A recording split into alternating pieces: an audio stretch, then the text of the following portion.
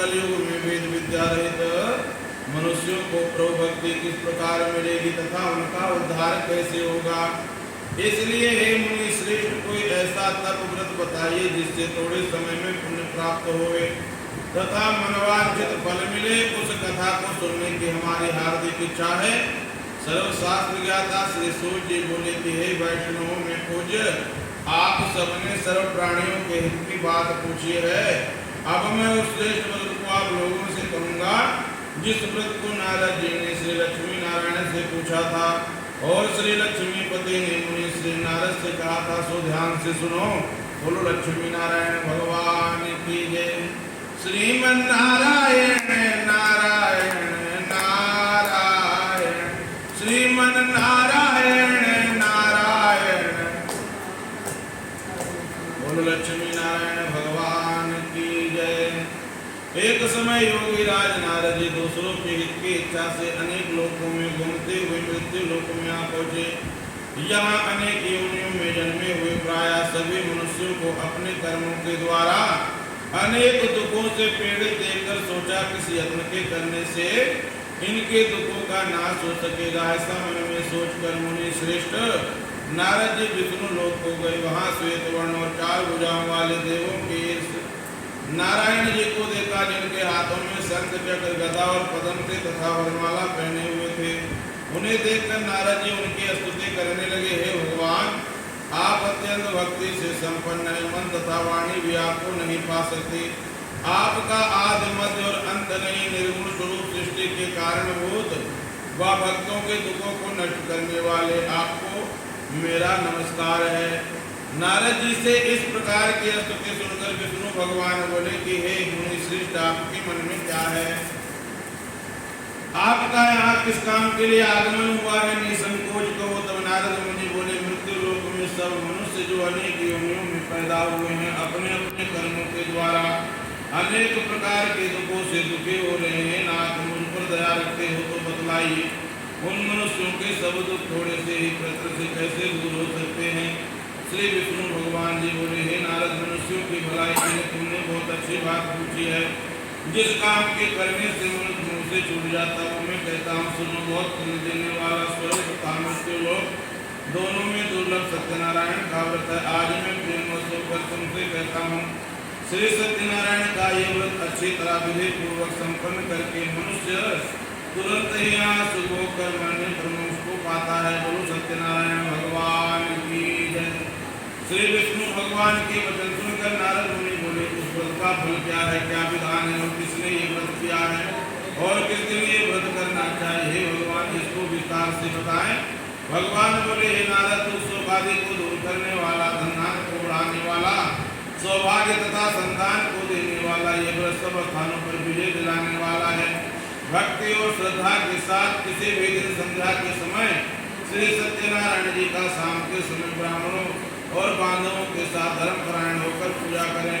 भक्ति भाव से निवेद प्रसाद केले का फल, घी, दूध और गेहूं का चूरमा सवायालय में गेहूं के अभाव में साड़ी का चूर्ण, शक्कर तथा गुण तथा श्रद्धा भाव से भगवान को अर्पण करें तथा बांधवों सहित ब्राह्मणों को भोजन करावें। तत्पश्चात स्वयं भोजन करें। अंत में भजन आदि आचरण कर श्री सत्यनारायण भगवान का स्मरण करता हुआ समय व्यतीत करें। इस तरह व्रत करने पर मनुष्य की सभी इच्छाएं निश्चित पूरी होती हैं। विशेषकर इस घोर कलयुग में इससे सरल उपाय नहीं। बोलो सत्यनारायण भगवान की जय। श्रीमन नारायण नारायण नारायण, श्रीमन नारायण नारायण नारायण, भजमन नारायण नारायण नारायण, श्रीमन नारायण नारायण नारायण। इति श्री सत्यनारायण कथायां प्रथम अध्याय संपूर्ण। सूत जी बोले, हे ऋषियों, जिन्होंने सबसे पहले इस व्रत को किया था उसका इतिहास कहता हूँ, ध्यान से श्रवण करो। सुंदरकाशीपुरी नगरी में एक अत्यंत गरीब ब्राह्मण रहता था। वह भूख और प्यास से विचलित पृथ्वी पर दर दर घूमता था। ब्राह्मणों से प्रेम भाव रखने वाले श्री भगवान ने ब्राह्मण को दुखी देखकर एक बूढ़े ब्राह्मण का रूप धारण किया और उसके पास जाकर आदर के साथ पूछा, हे विप्र, आप अत्यंत दुखी होकर इस पृथ्वी पर क्यों घूमते हैं? हे श्रेष्ठ ब्राह्मण, इस मुझसे को मैं सुनना चाहता हूँ। ब्राह्मण बोला, मैं एक निर्धन ब्राह्मण हूँ, भिक्षा के लिए पृथ्वी पर फिरता हूँ। हे भगवान, यदि आप इससे छुटकारा पाने का उपाय जानते हो तो कृपा करके बताएं। वृद्ध ब्राह्मण बोला, घोर कलयुग में श्री सत्यनारायण भगवान मनवांछित फल देने वाले हैं, इसलिए हे ब्राह्मण तू उनका पूजन कर, जिसके करने से मनुष्य सब दुखों से मुक्त होता है। ब्राह्मण को व्रत का सारा विधान बतलाकर बूढ़े ब्राह्मण का रूप धारण करने वाले श्री सत्यनारायण भगवान अंतर्ध्यान हो गए। जिस व्रत को वृद्ध ब्राह्मण ने बतलाया है मैं उसको अवश्य करूंगा। ये निश्चय करने पर उस ब्राह्मण को रात भर नींद नहीं आई। वह सवेरे जल्दी उठकर श्री सत्यनारायण के व्रत का निश्चय कर भिक्षा के लिए चल दिया। उस दिन उसको भिक्षा में बहुत धन मिला, जिससे बंधु बांधवों के साथ उसने भगवान श्री सत्यनारायण का व्रत किया। इसके करने से वो ब्राह्मण सब दुखों से छूटकर अनेक प्रकार की संपत्तियों से युक्त हुआ। उस समय से वो ब्राह्मण हर मास व्रत करने लगा। इस तरह से सत्यनारायण भगवान के व्रत को जो शास्त्र विधि के अनुसार श्रद्धा पूर्वक करेगा वह सब पापों से छूटकर मोक्ष को प्राप्त करेगा। आगे जो मनुष्य पृथ्वी पर श्री सत्यनारायण का व्रत करेगा वह सब दुखों से छूट जाएगा। इस तरह नारद जी से श्री नारायण का कहा हुआ ये व्रत मैंने तुमसे कहा। हे विप्रो, मैं अब और क्या कहूँ? मुझसे कहें। ऋषि बोले, हे मुनीश्वर, संसार में इस ब्राह्मण से सुनकर किसने इस व्रत को किया, हम वो सब सुनना चाहते हैं। इसके लिए हमारे मन में श्रद्धा है। सूत जी बोले, हे मुनियों, जिसने इस व्रत को किया वह सब सुनो। एक समय एक ब्राह्मण धन ऐश्वर्य के अनुसार बंधु बांधवों के साथ व्रत करने को तैयार हुआ। उसी समय एक लकड़ी बेचने वाला बूढ़ा आदमी आया और लकड़ियों को बाहर रखकर ब्राह्मण के मकान में गया। प्यास से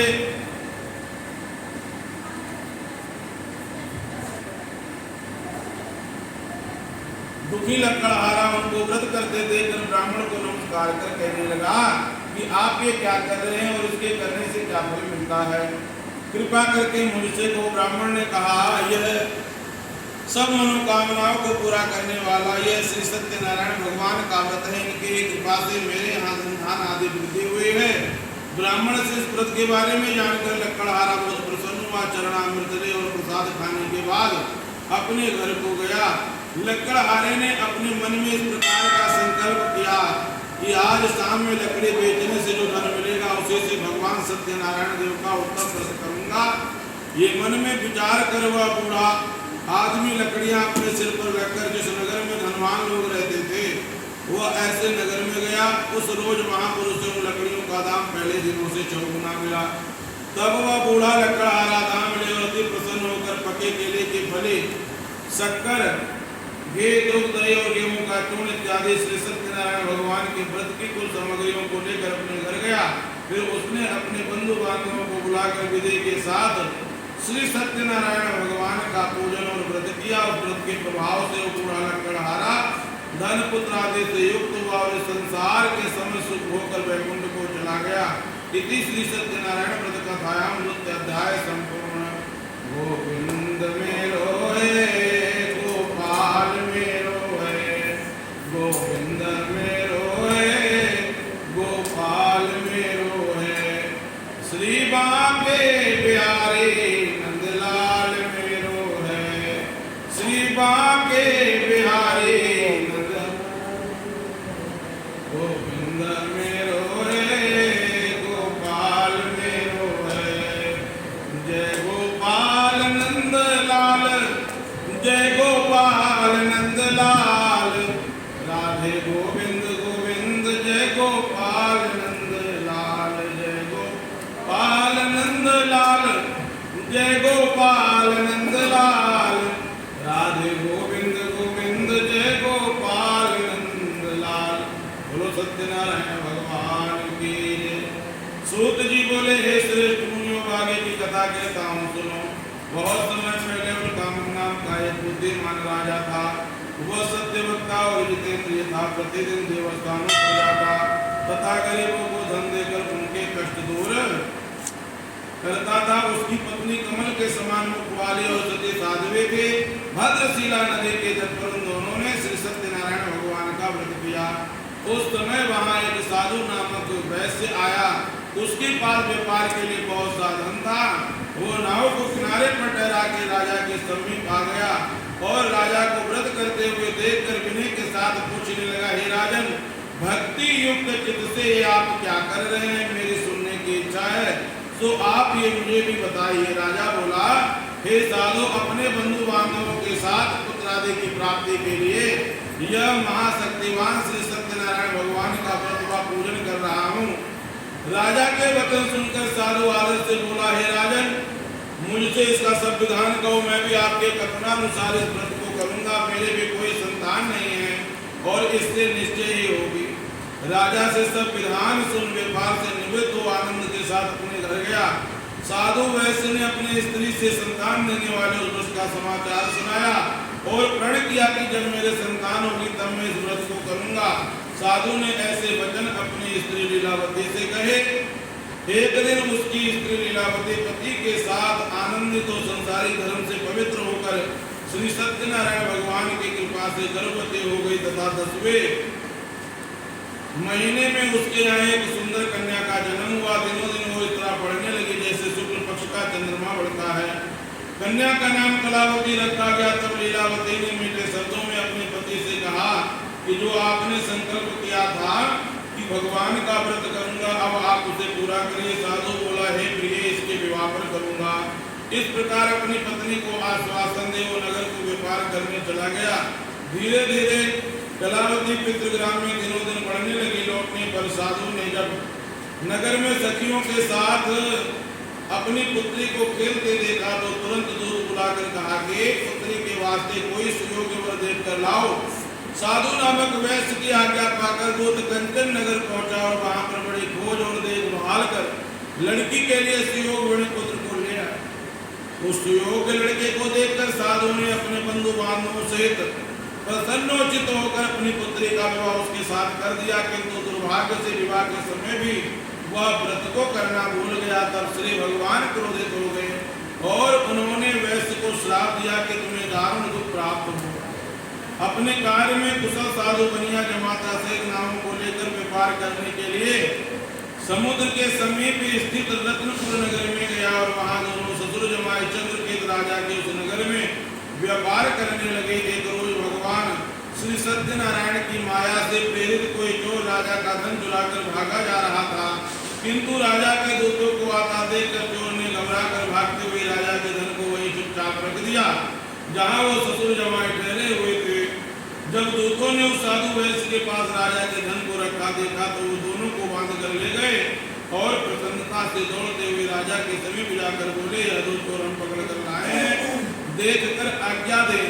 तब राजा ने बिना उनकी बात सुने ही आज्ञा दे उनको कठिन कारावास में डाल दिया। गुरु सत्यनारायण भगवान की और उनका सब धन भी छीन लिया। श्री सत्यनारायण भगवान के श्राप द्वारा उनकी पत्नी भी घर पर बहुत दुखी हुई और घर पर जो धन रखा था चोर चुरा कर ले गए। शारीरिक व मानसिक पीड़ा तथा भूख प्यास से अति दुखी तो अन्न की चिंता में कलावती कन्या एक ब्राह्मण के घर गई। वहां उसने श्री सत्यनारायण भगवान का व्रत होते देखा। फिर कथा सुनी तथा प्रसाद ग्रहण कर रात को घर आई। माता ने कलावती से कहा, हे पुत्री, अब तक कहाँ रही, वह तेरे मन में क्या है? बोलो सत्यनारायण भगवान की। कलावती बोली कि हे माता, मैंने एक ब्राह्मण के घर श्री सत्यनारायण भगवान का व्रत होते देखा है। कन्या के वचन सुनकर लीलावती भगवान के पूजन की तैयारी करने लगी। लीलावती ने परिवार और बांधवों से श्री सत्यनारायण भगवान का पूजन किया और वर मांगा कि मेरे पति और दामाद शीघ्र आ जाएं। साथ ही प्रार्थना की कि हम सबका अपराध क्षमा करो। श्री सत्यनारायण भगवान इस व्रत से संतुष्ट हो गए और राजा चंद्रकेत को स्वप्न में दर्शन देकर कहा, हे राजन, जिन दोनों वैश्यों को तुमने कैद कर रखा है वह निर्दोष हैं, उन्हें प्रातः काल ही छोड़ दो। उनका सब धन जो तुमने ग्रहण किया है दे दो, नहीं तो मैं तेरा धन राजपुत्र आदि सब नष्ट कर दूंगा। राजा से ऐसे वचन कहकर भगवान अंतर ध्यान हो गए। प्रातः काल राजा चंद्रकेत ने सभा में अपना सत्य सुनाया और सैनिकों को आज्ञा दी कि दोनों बड़े पुत्रों को कैद से मुक्त कर सभा में लाया जाए। दोनों ने आते ही राजा को नमस्कार किया। राजा मीठी वाणी से अपनी गलती की क्षमा मांगी और उनसे कोमल वाणी में बोला, हे महानुभाव, आप भाग्यवश आप लोगों को ऐसा कठिन दुख प्राप्त हुआ है, अब आपको कोई भय नहीं। ऐसा कहकर राजा ने उनको नए नए वस्त्र आभूषण पहनाए तथा उनका जितना धन लिया था उससे दूना धन देकर आदर से विदा किया। दोनों वैश्य अपने घर को चल दिए। इति श्री सत्यनारायण व्रत कथायाम 3 अध्याय संपूर्ण। गोविंद में रोए गोपाल में रोए, गोविंद में रोए गोपाल में रोए, श्री बाके बिहारी नंदलाल में रोए, श्री बाके बिहारी नंदलाल में रोए, गोविंद में रोए गोपाल में रोए। बोलो गौरी शंकर भगवान की जय, सत्यनारायण भगवान की जय। सूत जी बोले, वैश्य ने मंगलाचार करके यात्रा आरंभ की और अपने नगर को चला। उनके थोड़ी दूर निकलने पर दंडी वेशधारी श्री सत्यनारायण ने उनसे पूछा, है साधु तेरे नाव में क्या है? अभिमानी होने का हंसता हुआ बोला, हे दंडी आप क्यों पूछते हो? क्या धन लेने की इच्छा है? मेरे नाव में तो बैल और पत्ते भरे हैं। अभी रुक जाओ बल्दी जी। वैश्य का कठोर वचन सुनकर श्री भगवान ने कहा, तुम्हारा वचन सत्य हो। दंडी ऐसा कहकर वहां से चले गए और कुछ दूर जाकर समुद्र के किनारे बैठ गए। दंडी के जाने पर वैश्य ने नित्य क्रिया के बाद नाव को ऊंची ऊंची देखकर अचंभा किया। नाव में बेल पत्ते आदि देखकर मूर्छित जो जमीन पर गिर पड़ा। फिर मूर्छा खुलने पर अत्यंत शोक प्रकट करने लगा। तब उसका दामाद बोला, आप शोक ना करें, यह दंडी महाराज का श्राप है, अतः उनकी शरण में चलना चाहिए, तभी हमारी मनोकामना पूरी होगी। दामाद के वचन सुनो। दंडी महाराज के पास पहुंचा और अत्यंत भक्ति भाव से नमस्कार करके बोला, मैंने जो आपसे असत्य वचन कहे थे उनको क्षमा करो। ऐसा कहकर महान शोकातुर रोने लगा। तब दंडी भगवान बोले, हे बड़े पुत्र, मेरी आज्ञा से बार बार तुम्हें दुख प्राप्त हुआ है, तो मेरे पूजा से विमुख हुआ है। साधु बोला, हे भगवान, आपकी माया से मोहित ब्रह्मा आदि भी आपके रूप को नहीं जानते, तब मैं अज्ञानी कैसे जान सकता हूँ? आप प्रसन्न हुए, मैं सामर्थ्य के अनुसार आपकी पूजा करूंगा। मेरी रक्षा करो और पहले के समान होगा, मैं धन भर दो। उसके भक्ति युक्त वचन सुनकर श्री सत्यनारायण भगवान प्रसन्न हो उसकी इच्छा अनुसार वर देकर अंतर ध्यान हो गए। तब उन्होंने नाव पर आकर देखा कि नाव धन से परिपूर्ण है। फिर वो भगवान सत्यनारायण का पूजन कर साथियों से अपने नगर को चला। जब वो अपने नगर के निकट पहुंचा तब उसने अपने एक दूत को घर भेजा। दूत ने साधु नामक वैश्य के घर जा उसकी स्त्री को नमस्कार कर कहा, आपके पति अपने दामाद से इस नगर के समीप आ गए हैं। ऐसा वचन सुन साधु की स्त्री ने बड़े हर्ष के साथ सत्यदेव का पूजन कर पुत्री से कहा, मैं अपने पति के दर्शन को जाते हूँ, तो कार्य पूर्ण कर शीघ्र आ जाए। परंतु माता के ऐसे वचन सुनकर वे कलावती प्रसाद छोड़कर पति के दर्शन के लिए चले गए। प्रसाद की अवज्ञा के कारण सत्यदेव ने रुष्ट हो उसके पति को नाव से पानी में डुबो दिया। कलावती अपने पति को न देखकर रोती हुई जमीन पर गिर गई। इस तरह नौका को डूबा हुआ तथा कन्या को रोती हुई देख साधु दुखित हो बोला, हे भगवान, मुझसे या मेरे परिवार से जो भूल हुई है उसे क्षमा करो। उसके दीन वचन सुनकर सत्यदेव भगवान प्रसन्न हो गए और आकाशवाणी हुई, हे साधु, वैश्य तेरी कन्या मेरे प्रसाद को छोड़कर आई है, इसलिए इसका पति अदृश्य हुआ है। यदि वो घर जाकर प्रसाद खाकर लौटे तो इसे इसका पति अवश्य मिलेगा। ऐसी आकाशवाणी सुनकर कलापति ने घर पहुंचकर प्रसाद खाया। फिर आकर पति के दर्शन किए। तब पश्चात साधु ने बंधु बांधवों सहित श्री सत्यनारायण जी का विधि पूर्वक पूजन किया। उस दिन से वह हर पूर्णिमा को श्री सत्यनारायण का पूजन करने लगा। फिर इस लोक का शुभ होकर अंत में स्वर्गलोक हो गया। इति श्री सत्यनारायण व्रत कथायाम 4 अध्याय संपूर्ण। बोलो सत्यनारायण भगवान की जय। हरि आ जाओ, हरि आ जाओ, मेरी नैया पार लगा जाओ। मेरा छोटा सा परिवार, हरि आ जाओ एक बार। मेरा छोटा सा परिवार, हरि आ